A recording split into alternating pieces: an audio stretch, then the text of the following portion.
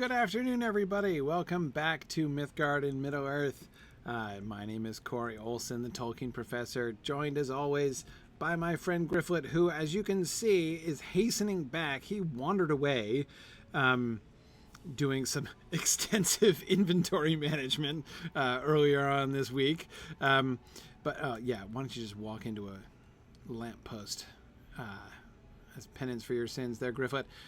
Oh man, I love Lothlorien from a distance for Caras Galadhon. Look at that. I don't remember seeing this view. I mean, I must have done, but I haven't been here in a long time. Yeah. Anyway, but you know, so just before I started the stream, I was having a stern talk with Gryfflet about how it was not right for him to run off and leave poor Nona all on her own in the elf city when he was supposed to be giving her the guided tour, which is right where we are. So, let's, you can get in, can't you? You can't. He can't actually get into Caras Galadhon. Really. Well, that's a problem. Oh, man. Wait, where's the rope? Yeah, there's a rope, isn't there? Where'd it go? He can sneak in the back door? It's to the left of the gate?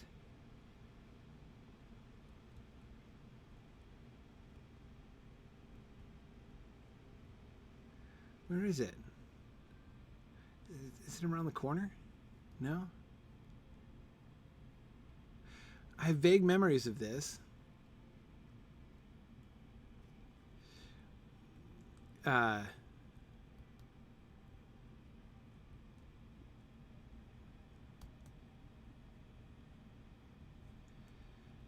Yeah, the delete key does not work for me there. So follow the hedge. All right, follow the hedge to the left. Okay. Following the hedge to the left. Hang on. All right. Hedge to the left. We're not right next to the gate. Oh, I see it. Big fat rope. Looked like a tree. Okay. Whoa. Hiding behind a tree. Cunningly disguised as part of tree. Okay. All right. The back door. All right. Phew. Okay. That was good. So now where are we? Down here in the south, and what am I meant to be doing? I've got to talk to different people. Yeah, it was a good disguise, Hologro. I don't think I would have noticed that at all had I not been sent hunting for it. Okay. All right. So we're gonna go and hang on. I thought Nona was supposed to be with me. No. I should bring her to see several of its locations. Yeah, exactly. Isn't she going to come? No? Okay, I'm supposed to go to the White Fountain of Caras Galadhon. All right. I'm supposed to go to Talain Galadhrim and Talain Melthin. Okay, cool. So, right, the one is right nearby here, so we'll do that. She's gone on ahead. Yeah, you're right, Phil. She's not very patient, so that's fine. Very good. Okay. Ooh, JJ, that's an excellent question. Lore question: who has the old Took's cufflinks? If they followed the firstborn inheritance, who would have them at the time of the Lord of the Rings? I wonder. Of course, JJ is referring to the magic diamond studs made by, and I think they're studs, not cufflinks, actually, right? So they would have been for his shirt, right? The magic diamond studs, which would not come off until ordered, right? The ones that Gandalf made for the old Took. Suspiciously no. Now let's see if I can talk and go up this increasingly and frustratingly narrow, winding staircase. As I talk, it's hard not to fall off. And if I were watching this stream right now, I would be so dizzy. Okay, phew. All right. Strong work there, Gryfflet. Okay, so yeah, so where suspicious lack of mention of the diamond studs. They've either passed down in Trish's family. I was talking to Trish, of course, in the last episode. In the Took family, in Pippin's family, or else they are, they've been lost, right? Now, needless to say, okay, no, maybe it's not needless. Do I have to go in the auction hall? Where's the person I meant to talk to? Oh, here he is. Hey there. So Nona's not actually with me, but the Malon trees of Lothlórien are the mightiest to be found anywhere in these, the waning years of Middle-earth. It was once not so, but the passage of time and the spreading of darkness has caused much that was once great to wither and diminish. The passage of time and the spreading of darkness. Of course, it's the passage of time. Interesting. Sorry, just interested in Luithross's characterization of what is causing the waning of Middle-earth and the diminishing of the Firstborn. From his perspective, I can see this. Yeah. Do I think they came off at a bad time when they were asked not to? The diamond studs. Maybe they rebelled. Maybe the magic wore off. Anyway, okay, sorry. So it would be with the elves were we to stay. Already you have stayed too long. He's looking sideways at Nona, who we'll pretend is here, Luithros. It will soon be the time of men, and who can say how that race will deal with the challenges that lie ahead? Well, they might do okay. These Malorns support the Tilain Galathrim, the flets on which much of the work in our city is done. Without them, little could be accomplished. I hope the same will not be said of the elves when we have departed. All right, lots of emphasis on the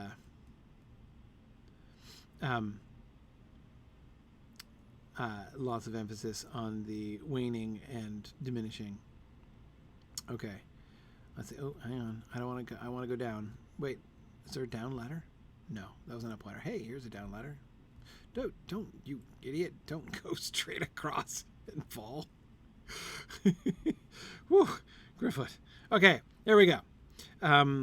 Let's see. We got to get up the escarpment there. Can we do that around this way? Very indirectly. I want to go up there and go back. Let's go and find Nona.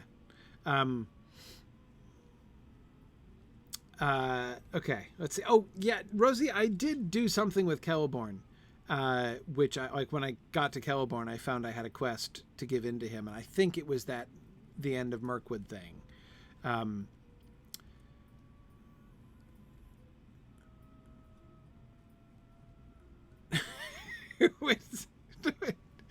Finally, was she there? Was Nona up there? Did she teleport there when I totally didn't notice. Was she seriously standing there? I'm getting lost as I always do in Lothlorien. And it has been ages. Gosh, when was the last time I wandered around in Caras Galadhon? I really don't remember.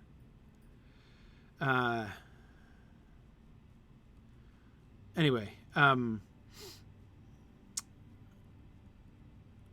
yeah, it's been a long time. Sorry. I'm going to go up these stairs and I'm going to go around. Okay.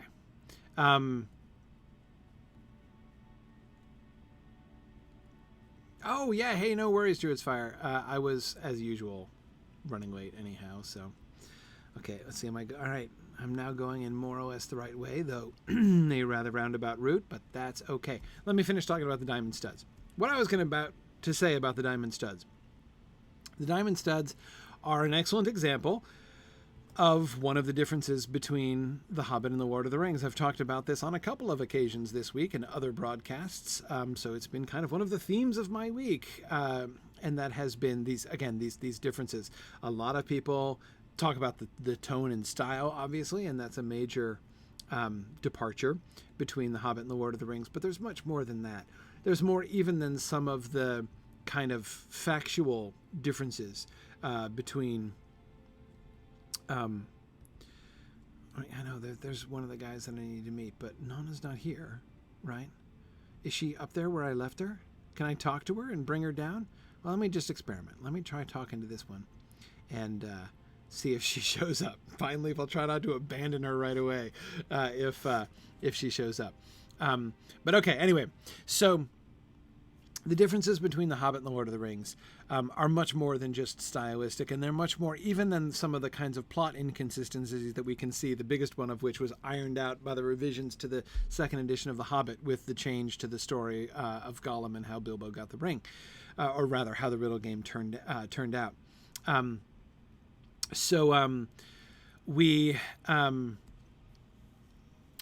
was I going to say? One of the things that I think a lot of people don't, in my experience, Tolkien readers often don't think enough about the sort of major framework differences between The Hobbit and The Lord of the Rings. And this is what I was talking about this past Tuesday and again briefly on Wednesday.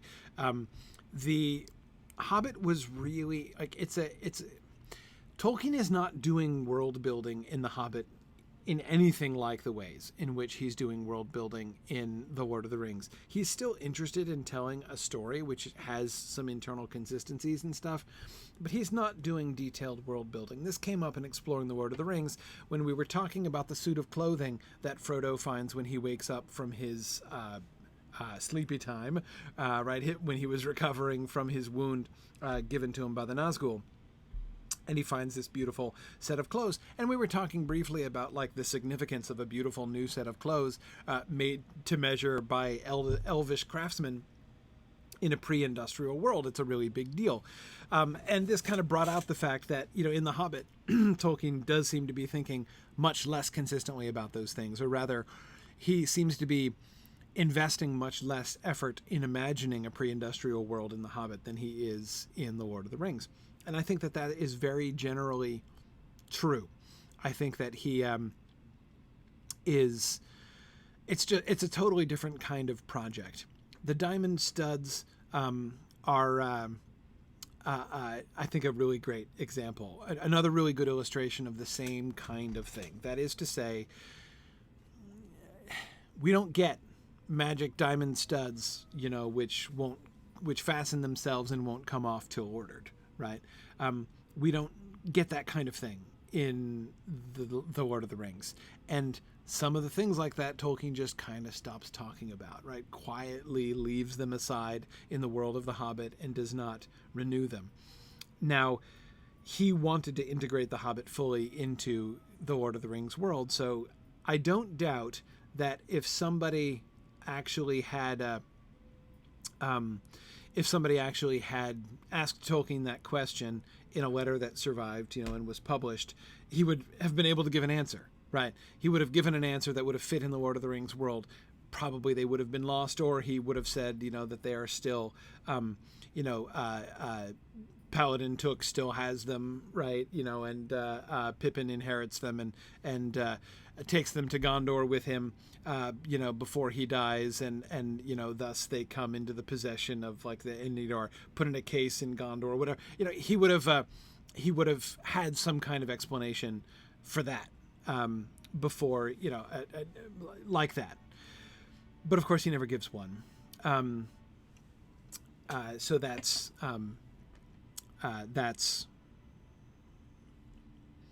speculating where they are and who has them. You've got to think they're handed down in the family. Since Pippin's father is Thane, since Paladin took his Thane, I would think that he would be the one who would have them, right? They would surely magic diamond studs go along with the Thaneship. But anyway, let me see. Phil is interested in the blue floaty thing here, so let's swim across the fountain here. Hang on. All right. Can we get out? Here we go. Yep. So that. Hang on. Can I get out from under? There we are. So the swan has a lantern in its mouth. A very suspicious lantern. You guys see what that probably is, right? What it almost has to be? It's a Fëanorian lamp. It's got to be a Fëanorian lamp. Yeah, exactly, Jesse and Phil. Yeah, it's a Feanorian lamp. So we know that this was a thing. This was a Feanorian invention. It was blue light, right, that glowed permanently within the lanterns of the Feanorians. There are still some of those in circulation. You may remember in the Turin Turambar story, Gwyndor has one, which he stole from the mines when he escaped. So when he meets, it is the light of the blue Feanorian lamp that falls across the, that sort of finally helps them light their way as they leave. The flash of lightning and the Feanorian lamp reveal the corpse of Beleg. Very sad. So, Phil, I don't think this necessarily, the fact that they're hanging it here in the fountain doesn't necessarily mean that they have a lot of them. This would be a good place to have them, though. So first of all, if you only had a very few of these Feanorian lamps surviving, you would, this is not a bad place for it, right? You wouldn't want to hoard them, because, then you're like Fëanor, and that's uncomfortable. But rather, if you are hanging that lamp here, this is a central fountain, right? We're pretty close to the middle, right? In a public place where everybody can see and enjoy it. This seems like a perfectly, even if they only had one, it seems like not a bad thing to do with it, right? And it's interesting, with the fountain, one might expect the swan to be involved with water, right? Like water emerging from the swan's mouth or something like that. That would be kind of a normal fountain thing. But instead of that, there's light coming from the swan, right? So the light is holding, the swan is holding light in its beak, and then these, then we have the water flowing here beneath the lamp, not directly beneath, but I kind of like this. The way that light and water are being combined here, which of course kind of makes me think of Galadriel's ring.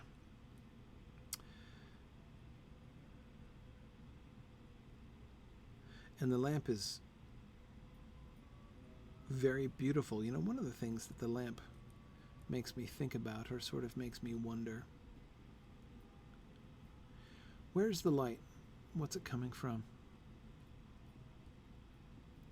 That is to say, so I think I had always imagined, when, hearing about the Feanorian lamps, that the light was like a magic fire that was enclosed within glass or crystal, the way that, a normal lantern has fire inside it, right, to make the light. But it's not that kind of fire.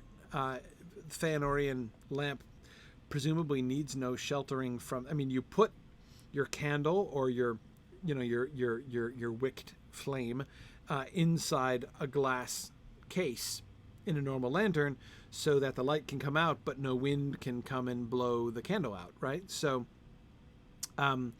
however, no worries about that with the Feanorian lamp, right? So theoretically, it could be exposed out to the elements. So this lamp seems to be so.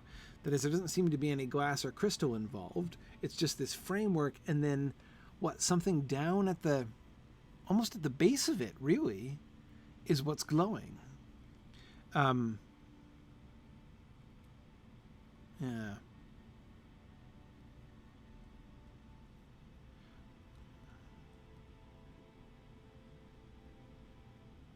Yeah, see how the light seems to be coming not from the middle of it, not from the sort of the insides there, but from the bottom of it?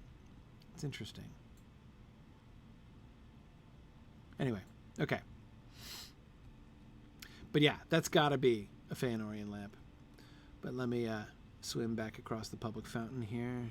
And excuse me, I'm trying to... Okay, there we go. Hey there. Whoop. Hi there, Húrin. I really like this dress. This is really nice, though. Why do you have your forearms bound up like that?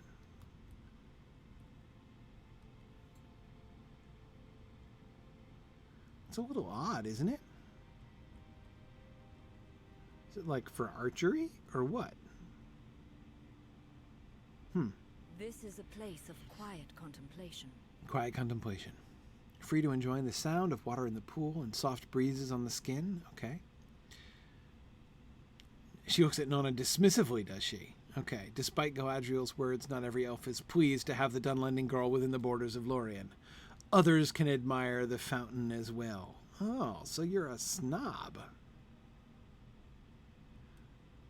Oh, there's Nona. Okay. He's admiring. Hey, what do you think about the snooty elf here, Nona? My people would not build such a thing. What would be the point? What would be the point? Right. Yeah. What would be the point?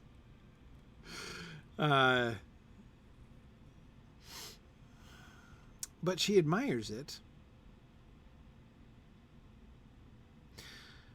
I'm not sure I like the sort of purely utilitarian turn by Nona there.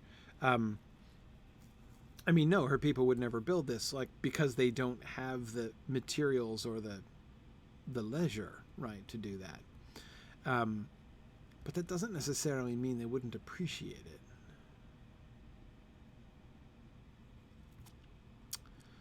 Okay.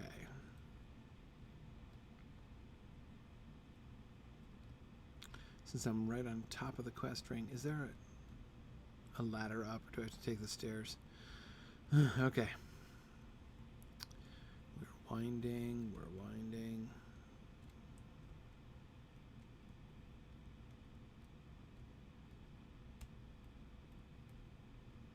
Okay, here we go.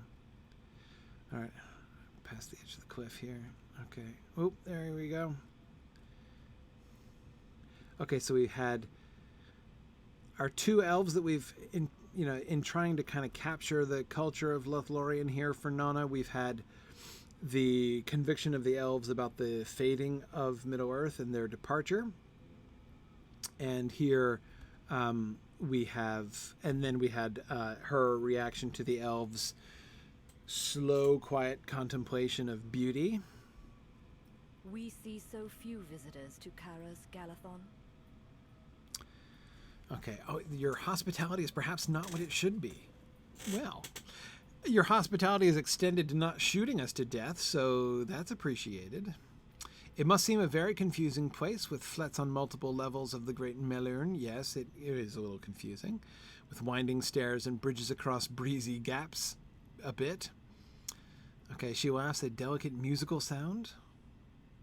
And Nona scowls at the airy tones. Okay. I have heard it said Caras Galadhon is as maze-like as the cities of the dwarves. But if this slander is true, at least our maze is above the ground, lit by the glow of the sun and cool glimmer of the stars. I would forgive any amount of confusion for those dual boons. Okay. So you're interested in how complicated Caras Galadhon is?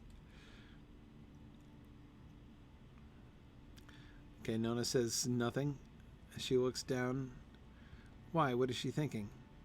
Is she thinking that she's afraid of heights, or? Galadriel wanted to speak with you in her garden? Wow, Galadriel has almost as much inner strength as a matriarch of the Algraig. That is high praise. Okay.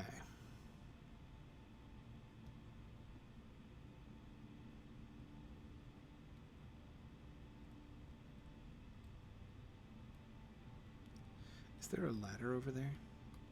Hang on a second. Burglar.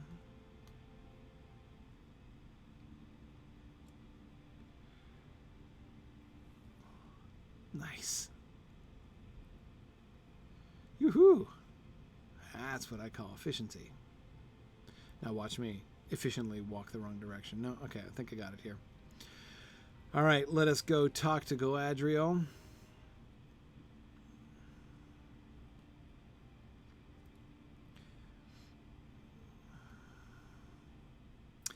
Interesting that she had no comment. I can't tell whether she was just afraid of heights or whether she was, because you'd think she would appreciate like how defensible, such an approach would be. Okay. What, Ginger, right? That was a good move. I was really pleased with myself there. Oh, wait, I passed what? Who did I pass? I passed the garden? No, isn't the garden down there? I'm going towards the garden, aren't I? No, garden's down this way. I'm sure of it.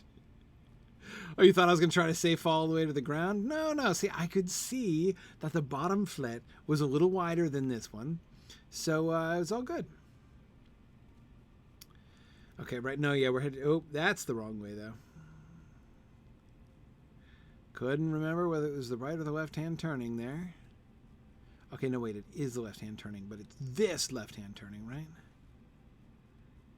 Yeah? No? Yes. Think so? Okay.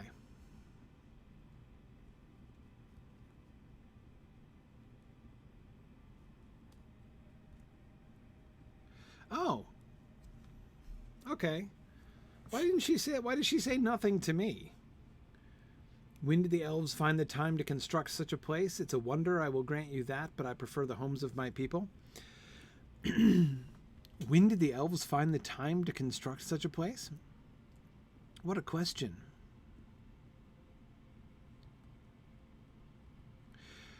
That comment certainly seems to confirm my sense of the overall sort of thrust of this quest line, right? That it is emphasizing the difference between the elvish and the human perspectives.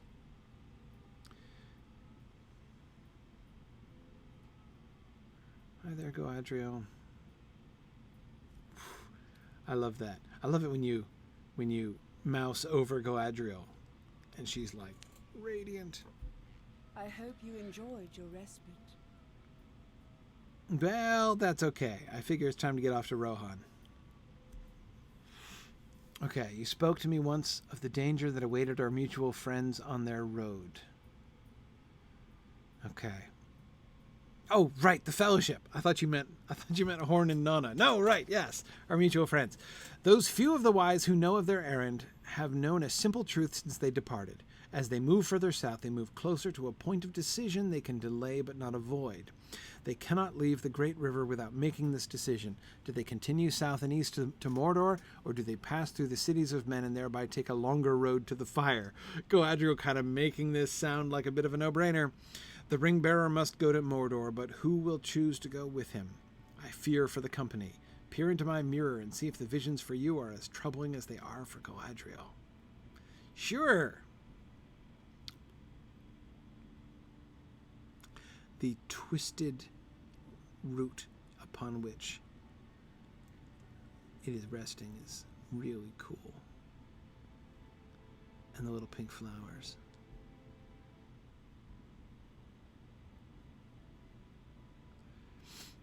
Okay. All right. I get to play Frodo. Woohoo! All right. Were all my prior visits and dreams? Well, I seem to have just discovered the garden for the first time. Oh, it's Amon Hen. Looking good as Amon Hen. We always knew that the Company of the Ring would face the difficult decision of what road to take. We simply did not know how soon.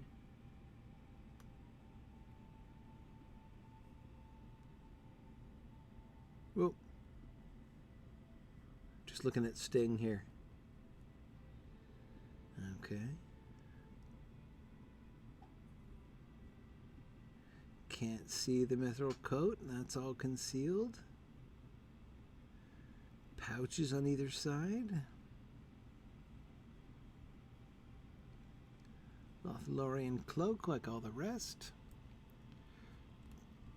Okay, and there's Merry and Pippin and Sam sitting on the ground, slightly below the other two hobbits. Well, Sam kind of sporting the low neckline, showing off some chest hair there. Looking manly, sitting on the ground there. Pippin and Merry looking bored, tapping their feet in unison. That's really cute. Okay. Here's Gimli.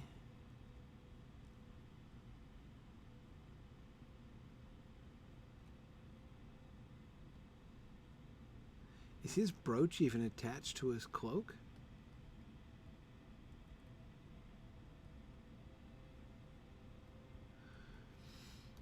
Aragorn, let's see. Aragorn with the Alessar on his breast and the leaf of Lorien on his shoulder and his awesome scabbard with the green stones. Whoop, ah, yikes. Okay. Is that the Silithar there that we helped him get? Okay. Legolas looking into the middle distance as he is wont to do. He's not staring at the wall like he was doing in that house in Rivendell. Nice yellow boots. Boromir looking understandably moody, tapping his foot.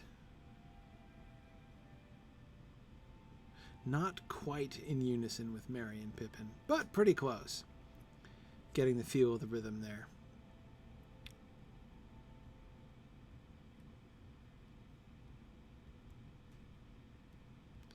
Hey, that's a really good question, Serge. I didn't really notice that.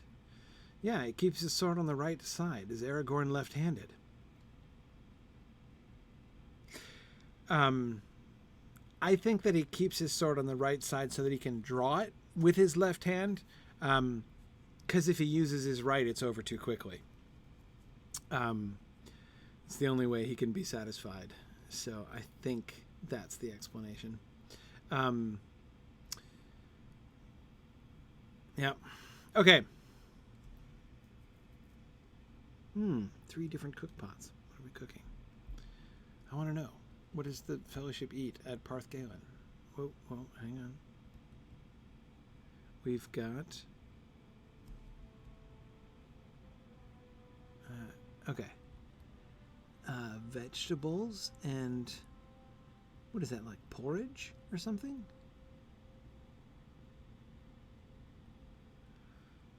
Okay.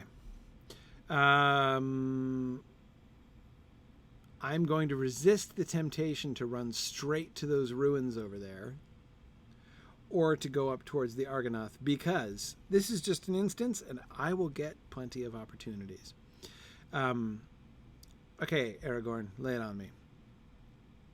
The choice is upon us at last. In Rivendell you were appointed the bearer of a great burden, and this company has escorted you through the wilderness, beneath the mountains, and along the great river. All of us have done so in friendship with an understanding of the errand's great need, but now the path splits. Boromir has said from the beginning that his road leads to Minas Tirith and the war against the Shadow that must surely be coming. But that way is not the way to the fire. It is to the fire that your burden must be carried.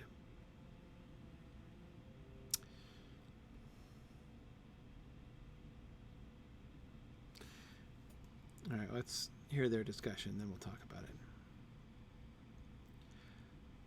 I will tell you, this decision always puzzled me as an early Tolkien reader.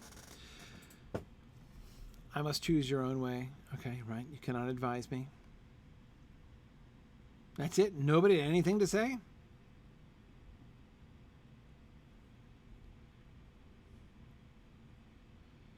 Okay. Right, you've tried to play Gandalf's part as best you can. Okay, it's mine to make. I'm going to go be alone with my thoughts. I shall have an hour, and I shall be alone. Okay, where am I supposed to go? Northwest?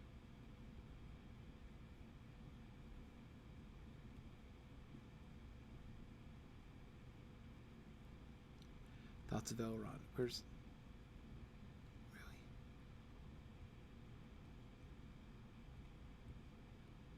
Oh, hang on. There he is. Whoa. Is this stream even fordable, Elrond? Yeah, okay, we're good. No, look. It's my thoughts of Elrond, taking corporeal form. Elrond is never looking straight ahead. He's always staring off to the right. Even in my thoughts, apparently. The ring you bear is the one, the ruling ring sought by Sauron above all else. The evil he could work with it would be uncurable. It must be destroyed.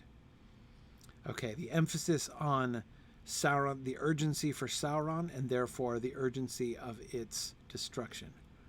There are those who would use the ring and not destroy it. Right. The temptation is to use the ring, even for good, is overwhelming. That is its power and its danger. You walk slowly, Elrond. Thought, Elrond. The road to the fire is dangerous, but it is the only choice we can risk. Okay. All right. The ring must be destroyed. Don't be tempted to use the ring for good. Okay. Oh, thoughts of Galadriel.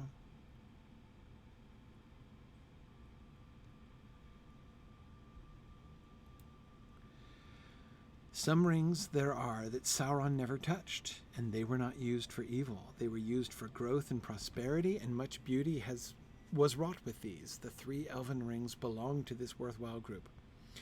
You remember the look of sadness on Galadriel's beautiful face when she spoke of this in Lothlorien. If you fail in your quest, Frodo Baggins, the workings of the 3 will be laid bare before Sauron, and he will control all. But if you should succeed, even then there will be little happiness for elves. We will diminish, and all that was wrought with the 3 shall fade. So she's focused on the consequences of the... Are you telling me both no and yes here? No choice is free from sadness, right? I get that, Galadriel. Getting that sadness vibe here. But Galadriel of Lorien would have happened what right.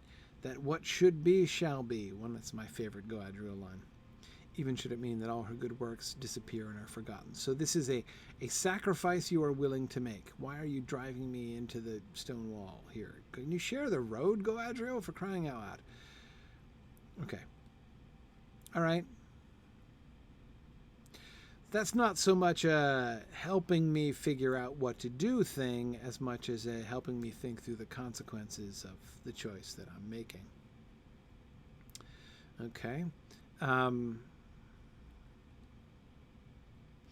Yeah, Gnagarwina, she did kind of well, I mean, she says there are those, and she gives the 3 as like the primary examples. Is she implying that there are others, that the other rings were similar? I'm not sure she was talking about the other rings explicitly. The question would be whether it could apply in any way. Okay,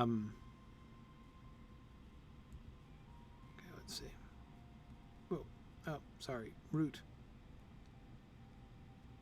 Okay. Oh. Here is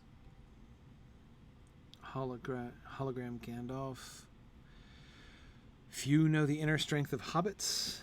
Many, even among the wise, would think this task too much for you, but I have seen the bravery of a Baggins when put to the test, and I know you will do what you must. Okay. The memory of Gandalf's warm smile fills you with a deep regret. Yes, there is a sadness on any difficult road. You must prepare for more if you are to face what must lie ahead. Okay. Your friends are dear to you, but you must be prepared for this truth. What truth? But Gandalf walks super slow. Some of them may not return from this quest. All right. Galadriel was talking about what she and the elves are sacrificing. He is talking about the need of sacrifice for us. If that is why you delay, the quest is already lost. Well, okay. I don't think that's the issue. I must decide. Oh.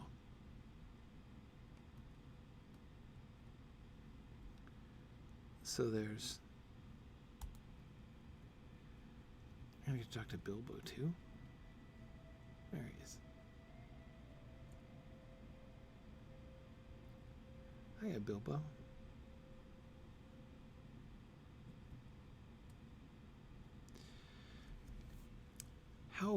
What have we gotten ourselves into? Trouble and bother. Your memory of the old hobbit makes you smile in spite of yourself, and you realize how badly you miss him. Something has to be done, all these important people with their endless meetings and councils, weighing important matters when all it needs is the application of some good hobbit sense. Whoa. Bilbo's speedy. At least, yikes! Is your... Bilbo's a sprinter. Whoa, Bilbo. Hang on now. I gotta go back. I didn't even get a chance to read that. I was so having a hard time trying to keep up with you. Okay. Merry and Pippin and Sam, they would be fine. Oh, wait, hang on a second. No, that's not the beginning. Okay. What does he say? Okay, no, that's the thoughts of Gandalf. So the first thing he said was... oh, missed it again. As long as you have the ring, it is your burden to bear as it was mine. Merry and Pippin and Sam, they would be fine. The others would watch out for them. If you bear the ring away, as it is your task to do, our friends will be in less danger. Okay. Okay. So he is the one who is urging Frodo to leave on his own. Okay.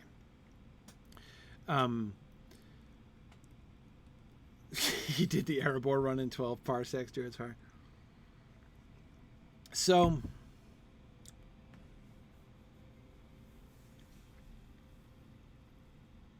Okay. This seems a good enough time to pause for a second and talk about this decision and why I was always confused about it.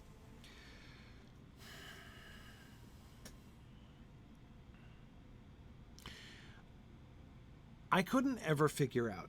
I remember this when I was first reading The Lord of the Rings. It didn't make sense to me. It didn't make sense to me what the debate was about. Right? I mean, like, how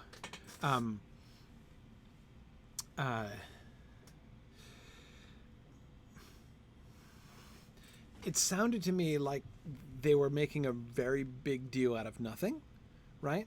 I mean, they get down to Parth Galen, they set out from Rivendell, and they're like, you know, hanging out their Mordor or bust signs, right?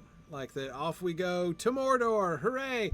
And then they get down towards Mordor, and then they're like, okay, now we have to make an immensely difficult decision. Do we go to Mordor, or do we not go to Mordor? And I'm like, wasn't the whole point to go to Mordor? Like, I don't get it. Like, why are we even debating this?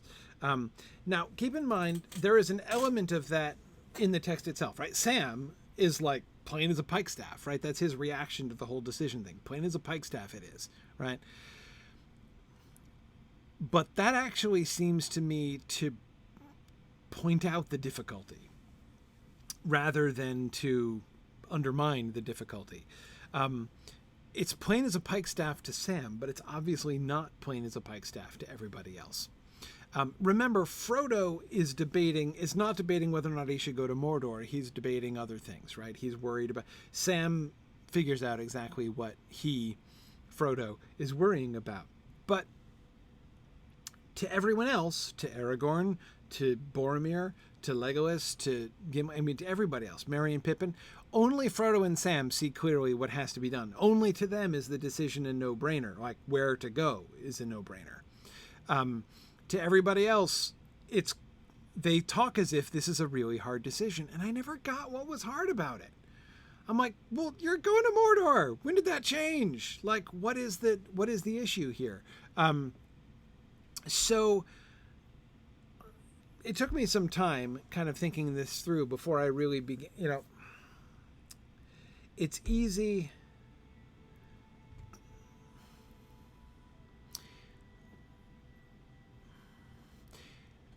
It's easy to kind of look back at it knowing the end of the story, right? And this is one thing I would say. Sometimes people ask me a question. One of my least favorite questions to answer is,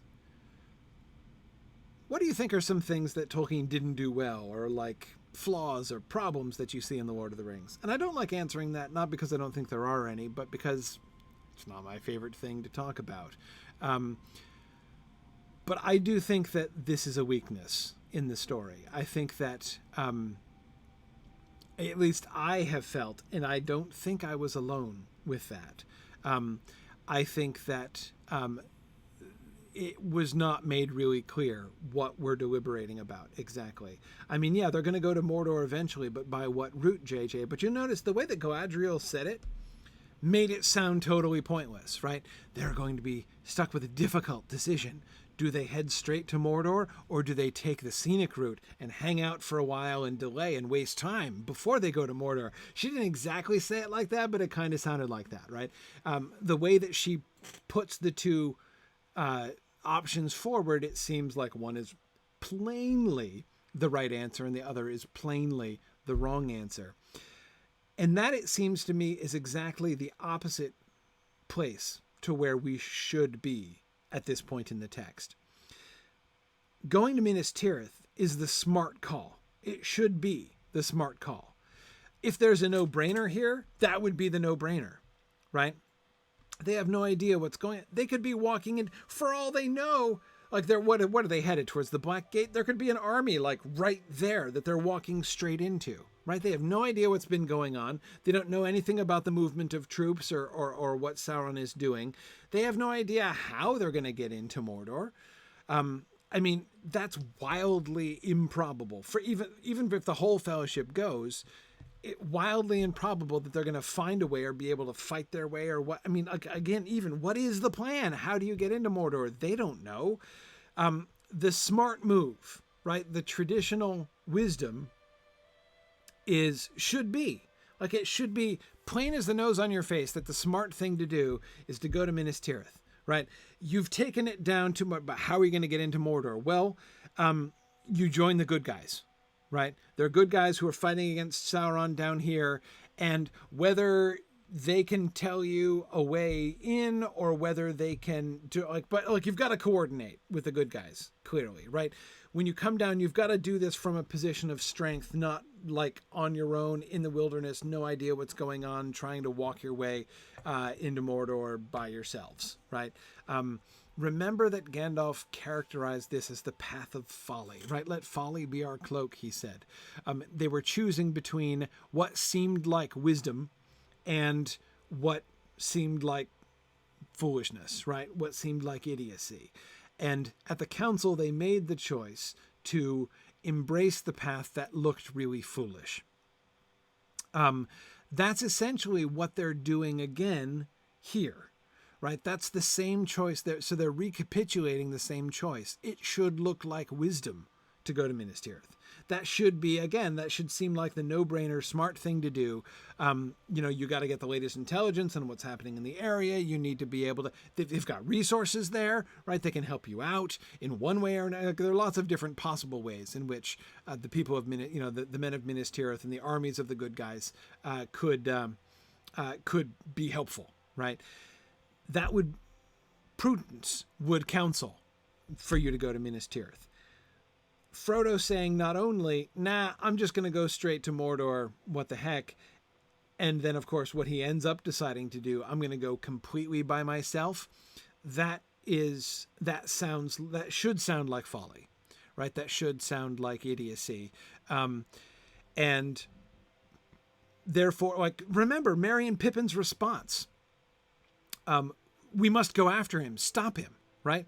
Of course we must stop him, say Merry and Pippin. Like when Sam says that Frodo's going to screw himself up and to a point where he's going to be willing to go off on his own, Merry and Pippin are like, Stop them, right? That's, again, when I first read the text, I could not even make sense of that. So it took me a while I'm like, why would they try to stop him? Again, like, no, wait, he's not doing the boneheaded thing. We must force him to do the boneheaded thing. It was never really satisfying to me. So I don't feel that, the text is completely successful in getting us inside the frame of mind that clearly Aragorn and Merry and Pippin and even Gimli and Legolas are in this moment. And the game seems to be reflecting that here. Again, Galadriel and Aragorn, in their dialogue there was, they were doing lip service to the fact that this is a really, really hard decision. But their characterization of the decision, both of them, made it sound like, are you going to do the obvious thing, or are you going to, do the time-wasting, cowardly thing, which is going to Minas Tirith? And again, it seems to me like that's the opposite of how it should look. But I don't blame the Lotro folks for this. Again, this seems to me to be really a weakness in the story, actually. Ali,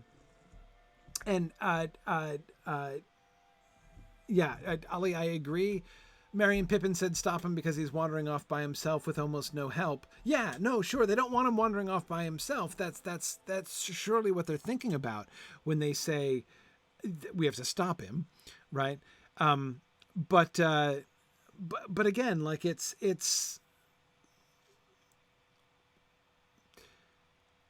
people are voting for Minas Tirith, right? It's clearly the central thing. Now you're right, belongs Bond. We'll get here. Right. In exploring the Lord of the Rings, we'll get to we'll get to Parth Galen and we'll see if we can make some more sense of it then. But anyway, yeah, I'm not saying that it's wrong, Druid's Fire. I'm not saying that Tolkien didn't do anything wrong. I'm just saying this is one of the places in the text that I think is weak. One of the places where it just doesn't seem to accomplish what it tries to accomplish. And in my experience, most readers seem to have that same reaction. Again, the Lotro devs seem to have had that same kind of reaction. They're sorry, poor Frodo is AFK here. Their characterization of it in the mouths of Aragorn and Galadriel are kind of one-sided. Anyway, okay.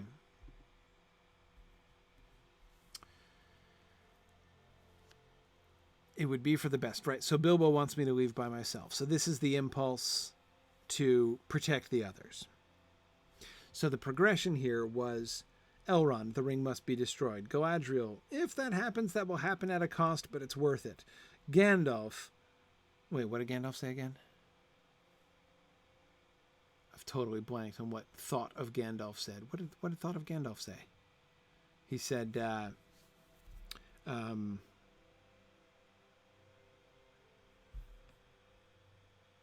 yeah, Bilbo goes on to say, you should leave your companions.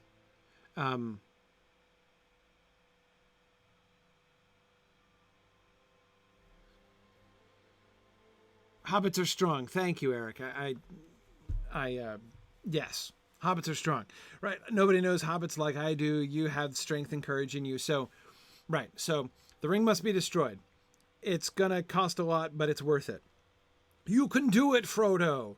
And you should go on your own. Right. So we can see how these thoughts are leading Frodo towards the conclusion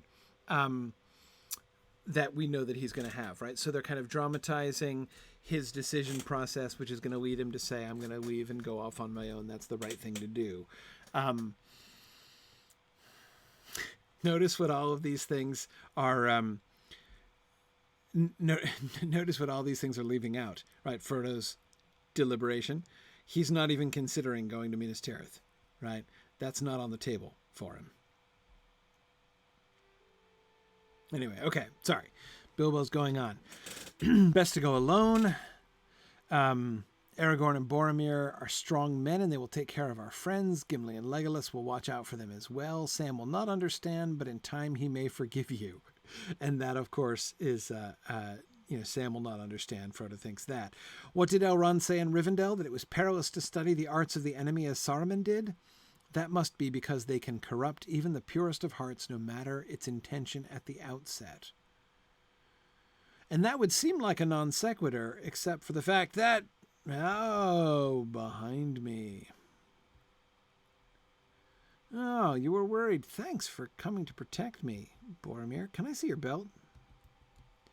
Oh, nice gold belt with the leaves. And remember how they show Faramir their brooches, right? And say, you know, that this is of the same workmanship, right? So you need to have a similarity there, and so you can see how they're not identical, but they're yeah. No, the belt is gold, definitely, because Boromir got the golden belt. Yeah, exactly, and the Hobbit's got the silver belt. Nice golden belt with the green. What do you think is it? I think it's enamel, the green enamel. Probably not emerald. Maybe emerald.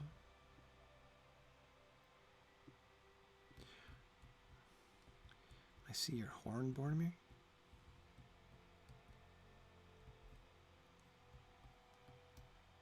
Oh, it's kind of small. I thought it would have been an oryx horn, which is much larger. Huh. Anyway, sorry, dapper Boromir.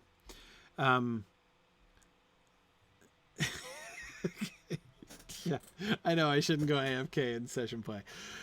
Okay. All right. I know you said you wanted to be alone, but I am simply too important. Okay.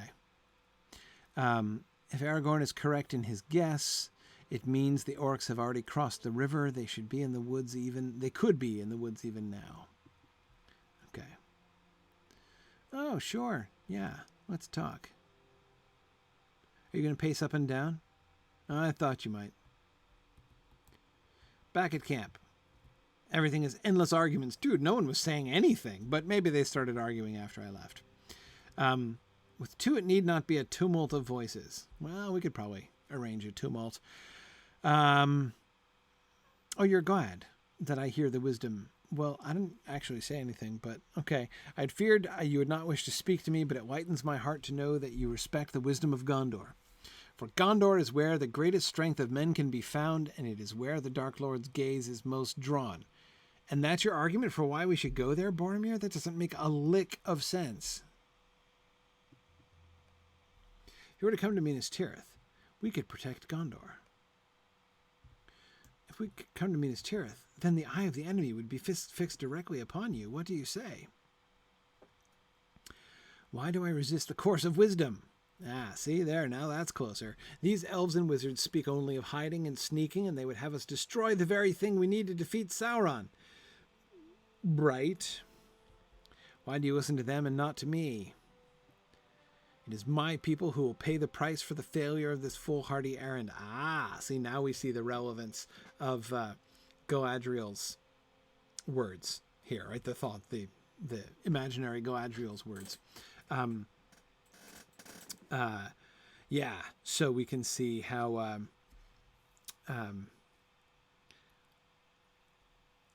so that we are prepared to hear the hollowness of his words that says, when he says that it's my people who will pay the price. Yes, no, she will pay the price as well.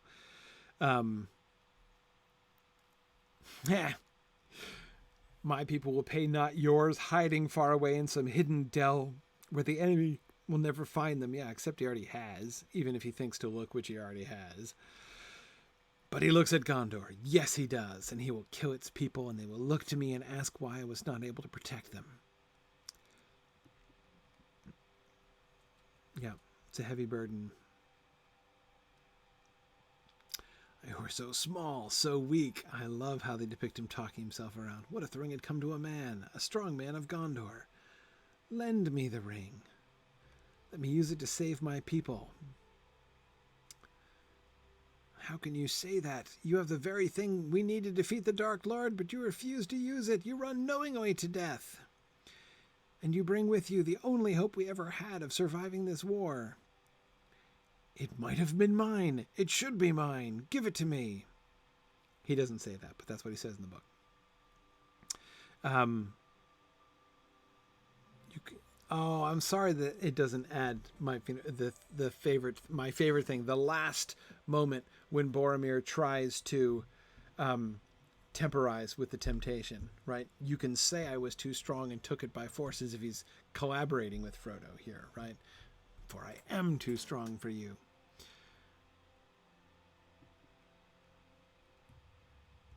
Whoa! I should probably run, huh? What's this do? Speed of worry, huh? Can I throw a rock at him? I'm gonna run away. I should probably toggle running on. Woohoo! Come on, Boromir, aren't you supposed to trip? Do I have to find a tripping obstacle for Boromir?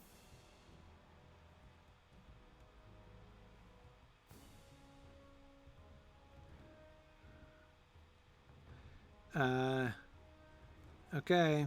Uh-oh, help! I can't run.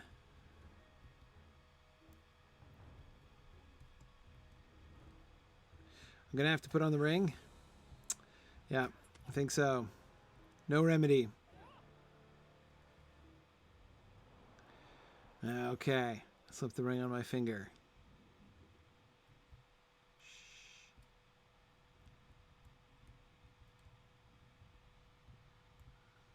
Wait, what did he just say? Where did I go, cursed halfling? No, not cursed halfling. Curse all halflings to death and darkness. Okay. Oop. Run up the steps. Bilbo wants me to run off the steps?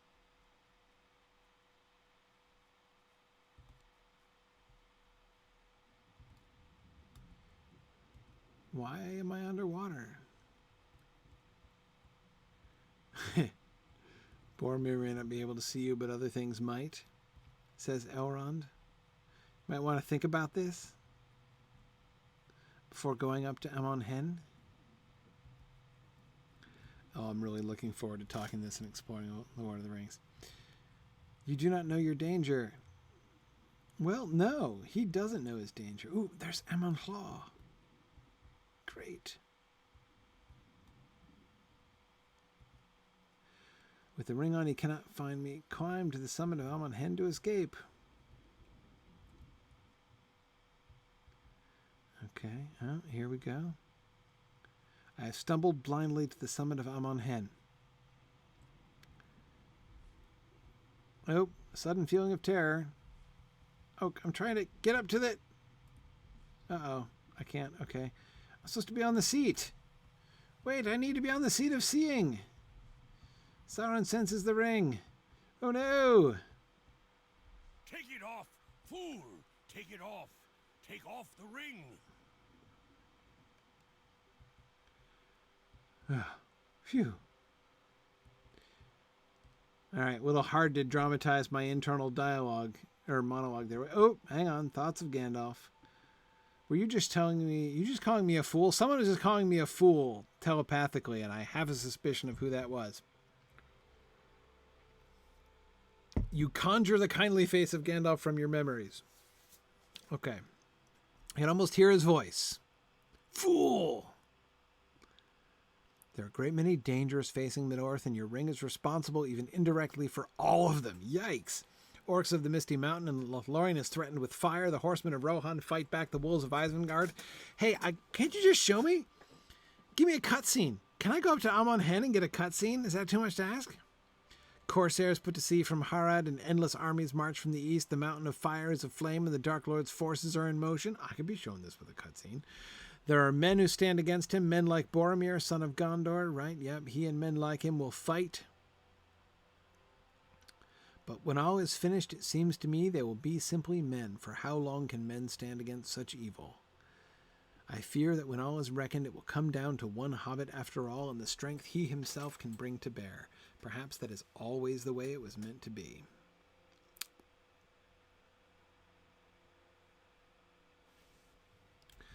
Okay, Gandalf. I get you, but can't I go up to the seat? I want to go to the seat of seeing! Because Gandalf, maybe I'll get a cutscene if I go up there and I can see the wolves and the corsairs and the fires and the orcs.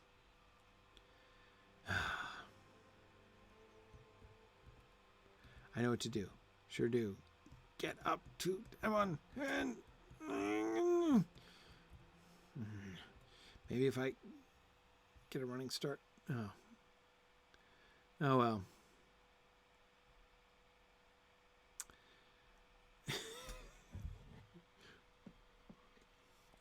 Well, as I say, really looking forward to discussing this passage of text and exploring the Lord of the Rings. We'll be there before you know it. Hey, this is like in book 2, right? We'll be there really soon. Within 2 or 3 years. Okay. Gryfflet is... Can you get to Amanhla? Can you explore Amanhla? Is that explorable? Oh, back to the spring festival. No. Oh, man. That's too bad. Okay, hi, Galadriel. This is one possibility among many.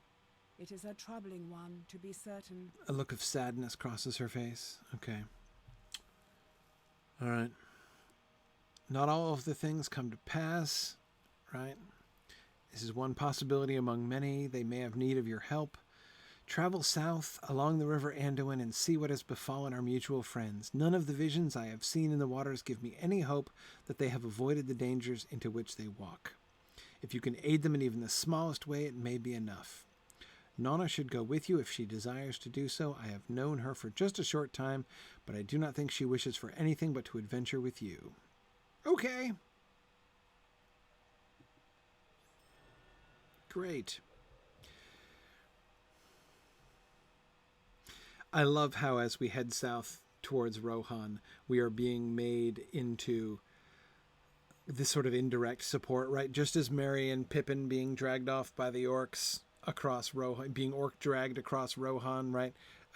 Turned out to be, although they were taken in the opposite direction, turned out to be very beneficial for things in the long run, right? So too our travel down through Rohan is going to be in a similar kind of way. To bring you to the falls of Rauros.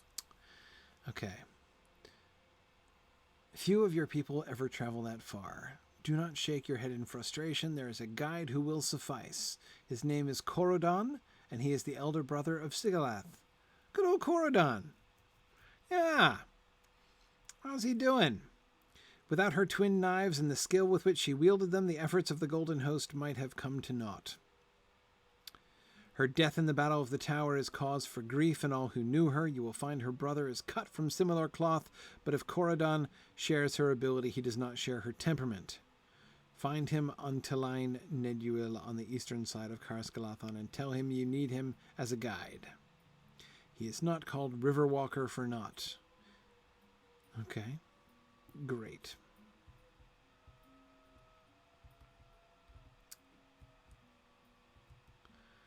All right, good old Sigalath. Poor Sigalath. I felt really bad when, like, you know, I was given her knives and then I like couldn't keep them. I'm like, sorry, man, I need to clear space in my inventory. These, like, you know, emotional keepsakes of my friend Sigalath who died, I've got to pawn them. You know, I felt bad about that. Okay. Oh, hang on. What? He's right here?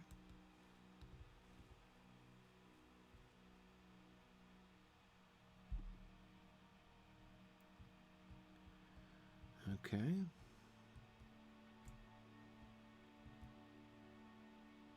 Are you upstairs? I think he's upstairs. How do I get upstairs? Oh, ladder. Sweet.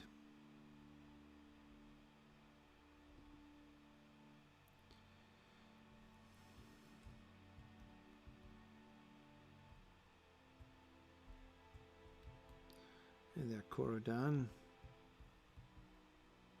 Whoa.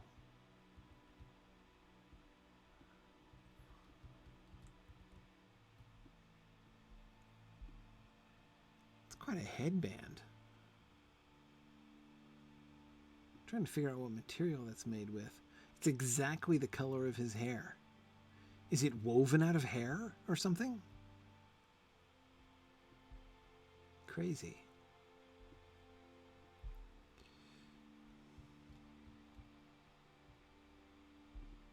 The lady has spoken to me about this, and I would refuse her nothing.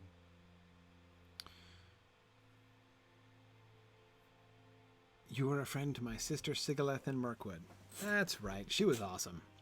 When the Hidden Guard and the Golden Host journeyed to the fastness of Dol Guldur, you fought alongside Sigileth. How many times did you save her life or she yours?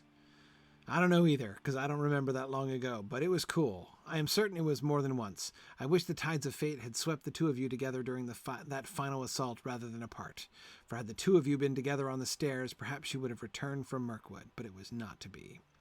That is the way of things. I would be honored to accompany you south along the Anduin. Sigileth's friends are mine as well. We will need supplies. Boats and lembas and paddles. Speak to Borthrist, and who is it? Fingalf, about acquiring such things as we will need. Borthrist will be on Telain Galathrim, and Fingalf will be near the surrounding hedge beneath Telain Gloriloth, not far from the entrance to Caras Galadhon. Okay. Boat and paddles, supplies of food, getting towards the end of Gryfflet's time, but let's see if we can gather supplies quickly here.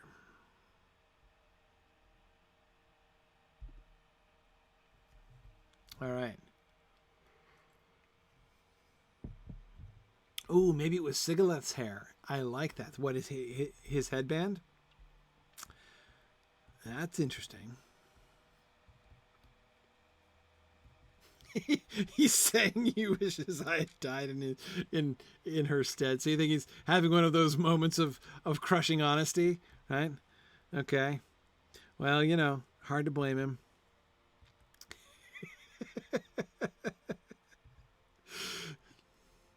Do you wish then, Corodon, that it had been I who had been on the stairs and not your sister? I wish that indeed. Okay. I thought she was fishing for a second, but she's flouting instead, so that's fine.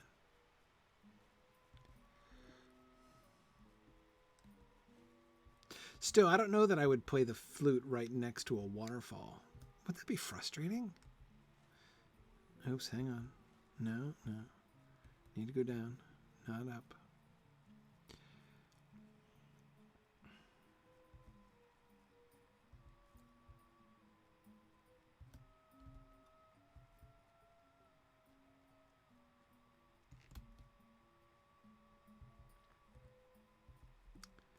Okay. So here's the front door.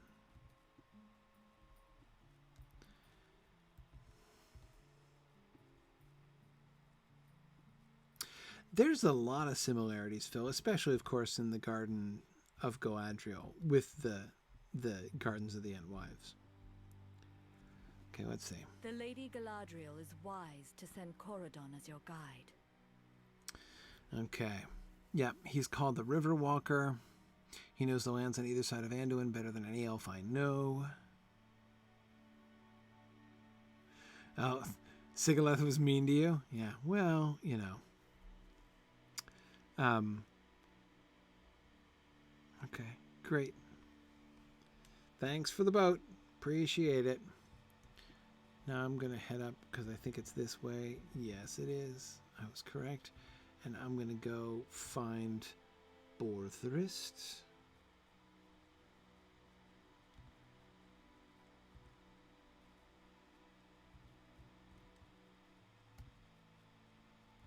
Anyway, yeah, certainly the go. So here's a question: which came first, Galadriel's garden or the Garden of the Entwives? If they're both built in a similar kind of plan, which one is imitating which? Now, it's, of course, tempting to say that Galadriel was here first. But was she? Not convinced of that. Entwives have been around for a really long time. We don't know exactly when it was that the Entwives went off and built their gardens. Did an Entwife help Galadriel build her garden, Phil? It's an excellent question. Might have done. Could have done. You got to think the Entwives would like it here. Would the Ents and Entwives like it in Lórien? Maybe they would. I will give you enough lembas and other foodstuffs for 2 weeks. Okay. All right, we got a portage around Sarn Gebir. Yeah, heard about that. And I'll need to beach them, the boats, yes, before I reach the Falls of Rauros. Okay. It's a long climb down the cliff face. Oh, I hope I get to climb down the cliff face by the Falls of Rauros. I will give you enough lembas and other foodstuffs for 2 weeks. Okay. All right. Hey, awesome. Thank you. Very helpful. I get to go back to Caradhon. Can I jump off from here?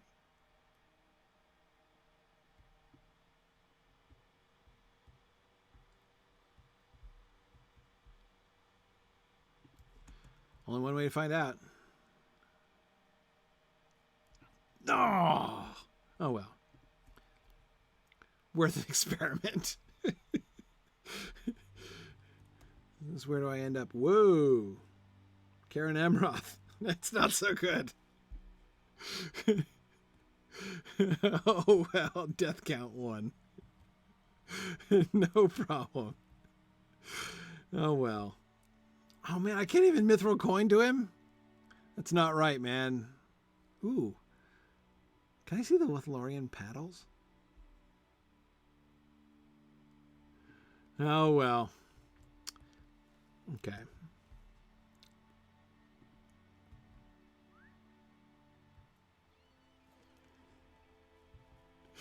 Well, yeah, travel by suicide is something I do quite a bit, but that was not exactly. That was a long cut by suicide. Huh. Oh, it's Mary. Hi, Mary. Hanging out. I gotta go around. Get back into the city. Yeah, I'm pretty sure the rope will get me back in. I know where it is now and everything, so that'll be fine. It'll take me a minute to ride around. All right, there's the city. Can just see it through the trees there. Okay, great. Ooh, this mist is kind of fun. What's this road?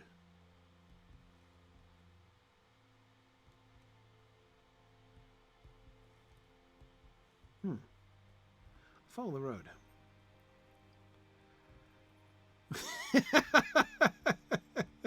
JJ says the elves have to reset their 15,000 days without an accident sign. Yeah, well, you know. Okay. No, this is taking me to Karen Amroth. That's just not right. Okay. Leaving this misleading path. All right. If it doesn't work, then Gryfflet will just have to sit outside for a week.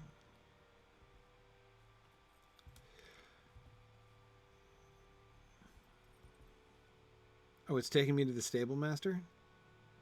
Well, I'm like exactly halfway in between the two. I might as well just ride down. Okay. In the meantime, I can answer another lore question. Hang on.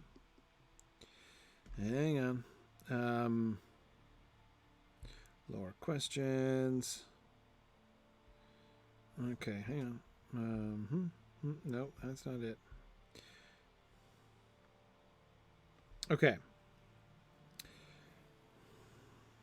Sam was asking, are the Nazgul fully invisible or slightly visible like the Predators? Fully invisible. The model for the invisibility of the Nazgul is Frodo and Bilbo when they're wearing the ring. right?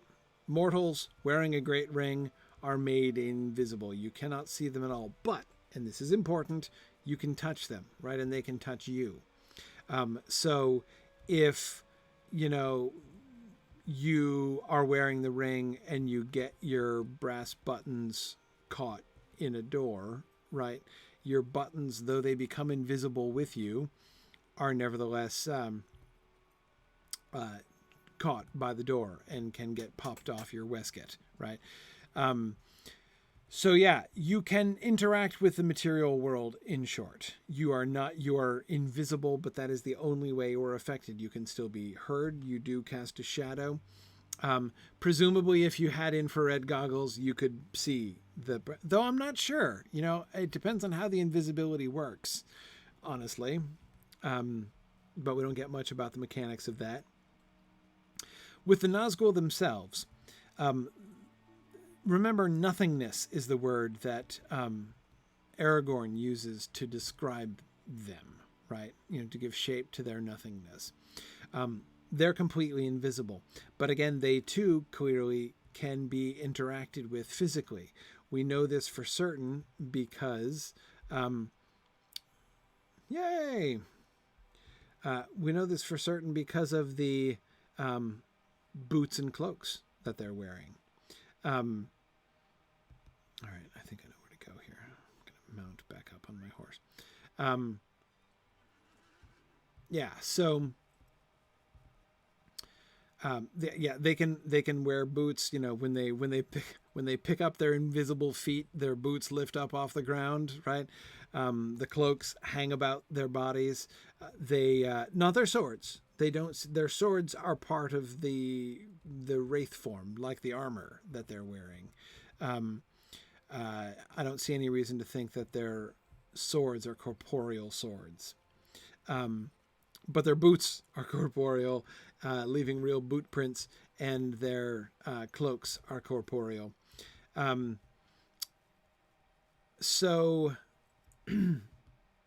yeah, so they, without those things, would be fully invisible. Yeah. And they ride horses. Exactly. Wait, where am I? Where's the stupid... Down over here. There it is.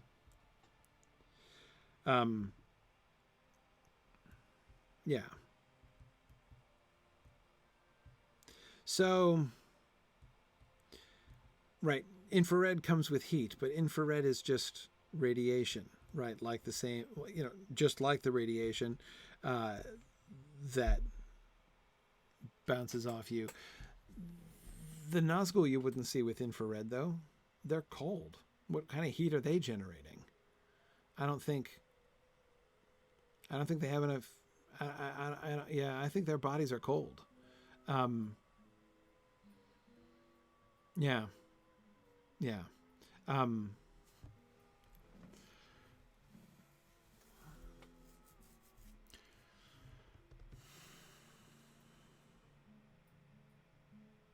So here's the question.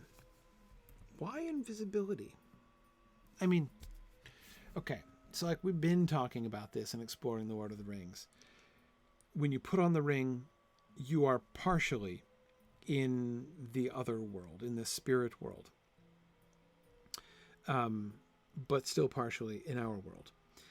This is true of the wraiths as well. It seems that's kind of what wraithification is you're kind of split between these two worlds, like more or less permanently, which is what seems to have happened to the ring wraiths. So why should that make you invisible but non-tangible? I mean, it's clearly a reflection of the fact that you are both here and not here. Right? That you are in this world, but you are also in that other world. Yeah, I can't tell you whether they would be able to be visible to infrared or to any other range, because to know that, I would have to know why they're invisible in the first place. Exactly, Boomful. Well, are they invisible because electromagnetic radiation is passing straight through them, or because electromagnetic radiation is bending around them? Yeah. Did I say invisible but intangible? Yeah, I meant invisible but still tangible. Yes. Yeah. So we'd have to know those things. If it's passing through them, then yeah, I don't see why every wavelength of radiation wouldn't pass through them. I mean, after all, many wavelengths of radiations pass right through us, right? Like X-rays, for instance. Yeah, Tolkien really should have consulted with more physicists. Right, but I'm not even principally worried about it as a problem in physical science. What I'm really interested in is it as a problem in sort of folktale, basically, in fairy tale. Why invisibility? Why invisibility?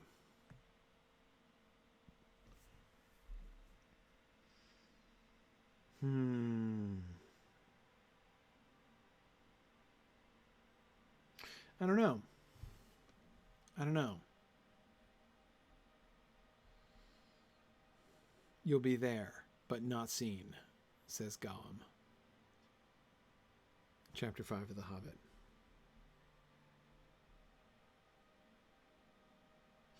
You'll be there, but not seen.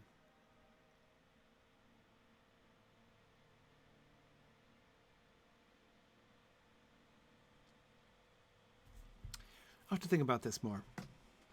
To admit, even in exploring the Lord of the Rings, I never asked this question.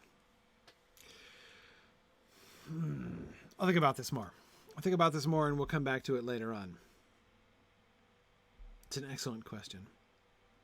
The last time I traveled south, orcs were gathering on the river bank. Yeah, I'm not sure I fully understand it. But anyway, sorry, orcs gathering on the riverbank. Sure. You lent your bow to Fimloth.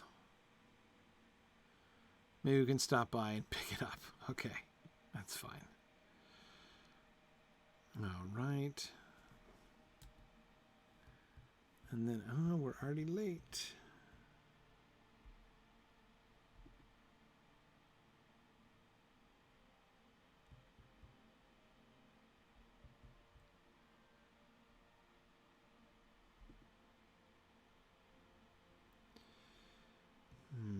You think it's something to do with sight and light? Possibly.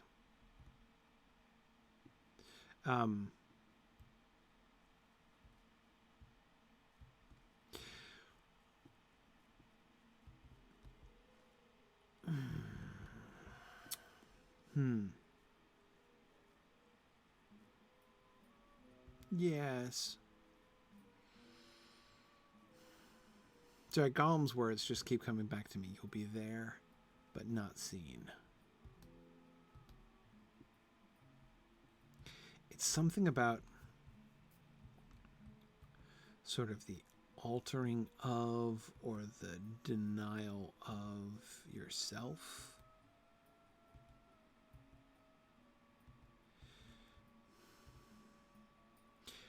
Giving an apparent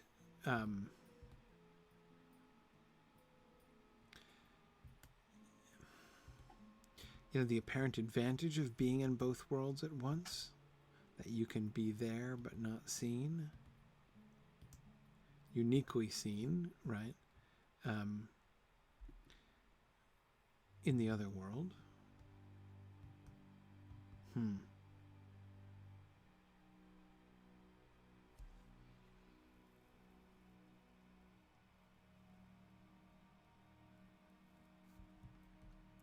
Not sure, Nona. Wadu's sword is thirsty for more adventure. Wadu's sword is thirsty for adventure, huh? Okay. You're going to be ready for the next Nazgul we meet? Okay, I agree. This land of elves is a long way from Enidwaith. A long way from my people. It sure is. We got kind of zapped here all the way from the fort of Eisen. Okay.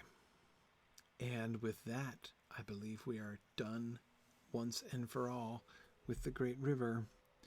Are we going to make a quick tour through it here? I lent my favorite bow to Fimia. Yes, we are. Okay. now We're she's not quite lost done. We're gonna finish traveling down through the Great River here, apparently. But so we'll leave Corridon's speech here for next time. So next time we will definitely cross the border into Rohan. Gryfflet is looking forward to getting towards Rohan and getting his war pony. It's going to be great. We'll have to ask Nona her opinion on the nature of the rings and the rings of power and why invisibility makes sense. Looking forward to Rohan and the war pony. That should be a lot of fun. We'll be getting down there next week. I will be here next week. I'll be gone the week after, so I'll be here next week. I'll be away the week after. That is on the 14th. And then I'll be back again on the 21st, and then I'll be at Mythmoot on the 28th. So I'm going to be here only every other week in June, but it's a busy time. So anyway, thanks, everybody. I will see you next week, though, 2 weeks in a row here. So thanks, everybody, for joining me. So looking forward to seeing so many of you again at Mythmoot. If you've not had the chance, I hope you will you'll take the chance to sign up. The live registration, that is the registration to come live to Mythmoot, is open for another week. You can, of course, register for Mootcast to be able to get the recordings and live feeds for all of our things up right through Mythmoot. But Mythmoot is in Leesburg, Virginia, right near Dulles Airport is where Mythmoot is located. So, yeah, it's going to be really fun. JJ, looking forward to seeing you there. I know, pretty sure Gravity's coming again. That's going to be really cool. Anyway, see ya, everybody. See you guys next week. Bye now. Thanks for joining in on my rambles around Standing Stone's brilliant digital adaptation of Tolkien's world. If you enjoy these adventures, please consider supporting this and other entertaining educational programming by donating at signumuniversity.org/fund.